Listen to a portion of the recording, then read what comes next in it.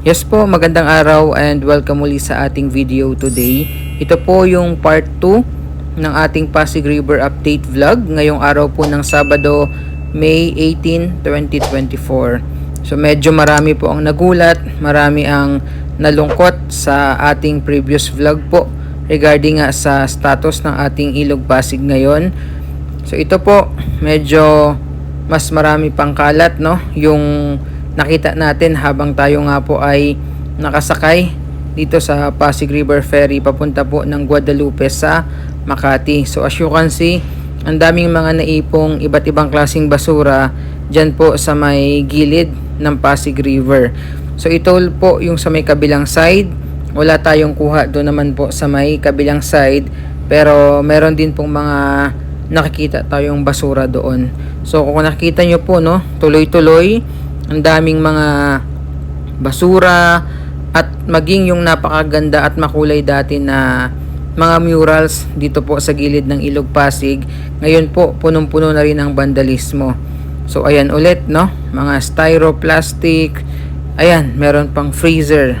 So talagang napakadaming mga naipong kalat at basura yung nadatnan natin dito. Ito po ay mas madami compared sa last Pasig River vlog update natin kung saan ay nakakita rin po tayo ng medyo madami-dami ding kalat, pero ito po yung mas madami talaga, no? So panoorin nyo po yung first part ng ating vlog kung saan nga grabe, nalula tayo sa dami ng kalat at basura, at hindi ko po akalain na habang tuloy-tuloy yung biyahe natin ay tuloy-tuloy din pong makikita natin yung mga iba't ibang klaseng basura dito po sa Ilog Pasig. And hopefully po, no, ay mabigyan at masolusyonan agad yung ganitong problema dito sa ating Ilog Pasig, lalo pa ngayon na papalapit na tayo sa tag-ulan season.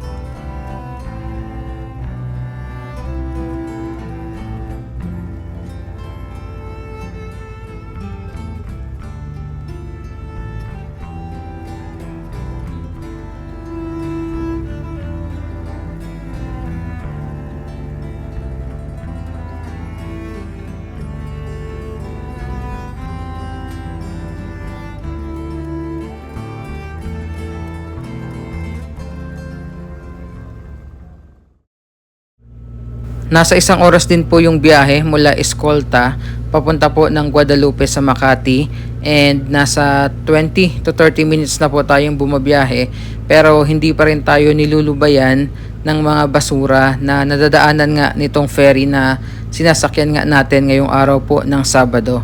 So kung makikita nyo, andyan, no, yung iba mga nakakalat sa tubig, yung iba nasa may bandang gitna, yung iba naipon naman sa gilid nitong ilog Pasig natin po. So iba't ibang area yan.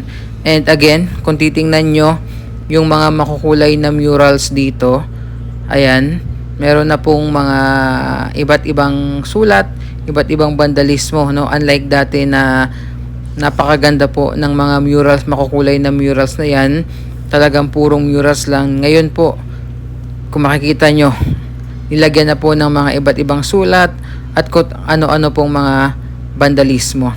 So ayan, nagsimula na naman pong dumami yung mga kalat and basura, and hindi talaga nawawala po sa ating frame habang tayo po ay nagbi-video nga ngayong Sabado. So tuloy muna natin yung ating biyahe, and ayan, tingnan nyo naman kung kanina po andun lang sa may gilid, eto, gumitna na naman po yung iba, maliban dun sa mga basura na naipon din po sa gilid. So tuloy muna natin yung biyahe, and tingnan nyo po yung kasalukuyang lagay ng ating ilog Pasig ngayon, na maybe it's about time na talagang higpitan na and magkaroon ng pangil pagdating po sa pagkakalat and hindi wastong pagtapon po ng mga basura sa iba't ibang LGU po dito sa Metro Manila.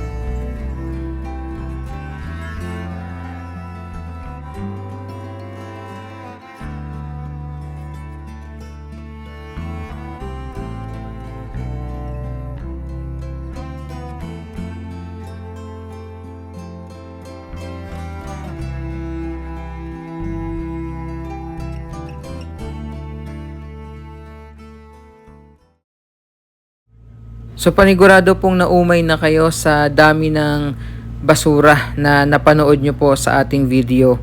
And malaki yung tsansa na yung mga basurang yan na palutang-lutang ngayon sa Ilog Pasig na mga nakasalubong natin and nadaanan ng ferry na sinasakyan natin, ay malaki po yung tsansa na mapunta dito sa ating Manila Bay. And ito, patawid na tayo sa ilalim nitong Santa Ana Bridge, and ganun pa rin po, hindi pa rin tayo nilulubayan ng mga iba't ibang klaseng basura ngayon.